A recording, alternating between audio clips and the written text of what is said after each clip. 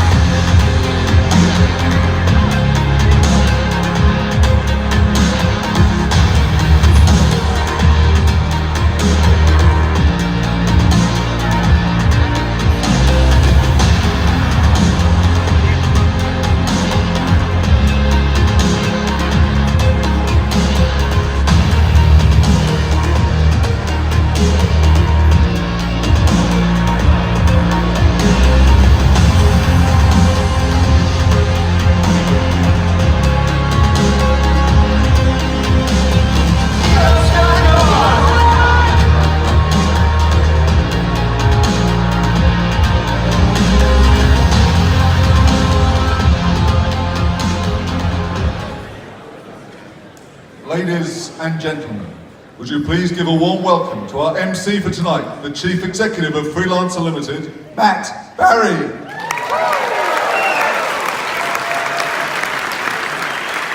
Hello and welcome. I'm very excited for tonight. Tonight's going to be fantastic. At Freelancer Limited, our mission is to empower the world's entrepreneurs, whether it's through our marketplace, freelancer.com, which connects up 30 million people around the world. In fact, we hit that number on Saturday, just past. So entrepreneurs can turn their dreams and ideas into reality. Or it's through escrow.com, which is a global payment system, and this is one of the world's most secure payment systems. Over 3.5 billion US is being transacted, and it allows people to conduct international commerce safely and securely. Or it's through Warrior Forum, which is the world's largest internet marketing community with over 1.3 million users. And entrepreneurs can take their ideas and their products and they can launch them on Warrior Forum and they can distribute them on Warrior Forum by accessing the world's best network of internet marketers. But we also have another business, and that business is called StarCon. And StarCon's putting on the event tonight. And StarCon also runs a major conference at the end of the year. And this conference is on November 30th and December 1st. It's done at Royal Randwick. And we bring from all around the world speakers to come to Australia to teach Australian startups and Australian entrepreneurs and Australian businesses how to turn their companies into world-class businesses. And this year's theme is Silicon Valley is dead, long live Silicon Valley. And this conference is a bit like Lollapalooza. We run a whole range of different events here. And one event that we've been leading up to the conference with is Pitch for a Million. And Pitch for a Million is where we've scoured, literally over the last number of months, a population base of over 4 billion people right across Asia. And we've held regional semi-finals in an event that's a bit like X Factor or Australia's Got Talent, or Asia's Got Talent. And in this, the startups battle it out to the death for a chance to win $1 million in funding from Right Click Capital. And right now these events are happening in Seoul, they're happening in Hong Kong, they're happening in Singapore, they're happening right across Australia. And I'm really excited about this. Last year, the winner, Evan Tan, won the event, and he got $1.7 million in funding after he won. So that's from Checkbox. And so this is a phenomenal event, and it's really exciting, and the finals actually happen at StarCon on November 3rd and December 1st. And so I really hope that you guys will all attend, because it really is a phenomenal event. It is the biggest startup technology and growth conference in the country. And to encourage you to come along, I do have a special offer that's valid until Wednesday of next week, where if you buy your tickets and use the coupon code Netflix, you'll get 20% off. So I really encourage you to go to startcon.com and get your tickets as soon as you can, because it's a great event. Last year we had over 4,000 people attend, and this year we plan on beating it. Now, the reason why we do this is because StarCon's mission is really to empower Australian entrepreneurs. And we empower Australian entrepreneurs by bringing out phenomenal speakers, phenomenal entrepreneurs, phenomenal businesses to this country, and we get them to kind of teach people how to build world-class businesses. And I'm particularly excited tonight because I couldn't think of a better person who's built such a world-class business to learn from.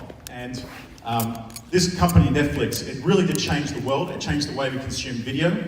It killed television.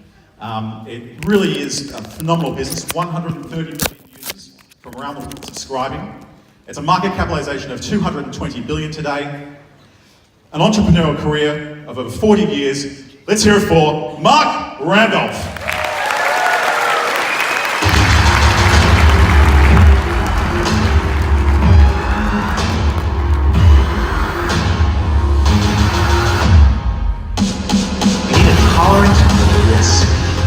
Risk-taking is fundamental to any innovation. And I don't mean scary, dangerous risk. I mean the type of risk that says, I'm going to try something, but I don't know where it goes. You need an idea. Ideas are the basis of innovation. But I'm going to point out, it does not need to be a big idea. Most people talk about Netflix as part of my background, but what they don't talk about is Netflix was actually my 7th startup. That if you're not prepared to disrupt yourself, if you're not constantly innovating and constantly changing and constantly trying to stay current, you're leaving it wide open for someone to disrupt that category for you.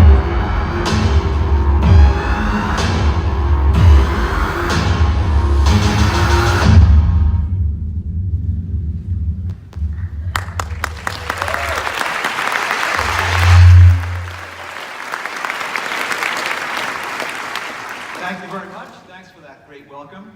It's good to know that I'm amongst friends here because I'm actually going to start off by revealing something a little personal about myself.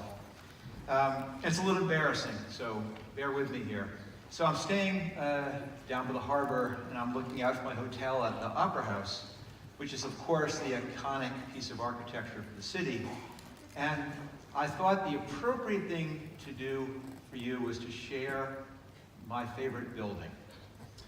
And the reason I'm embarrassed, as you'll see, it's actually in a city called Dallas, Texas, not quite the architecture capital. Well, let me just show it to you right now. Is this building. I know, that's the embarrassing part. This is actually the Renaissance Tower in Dallas.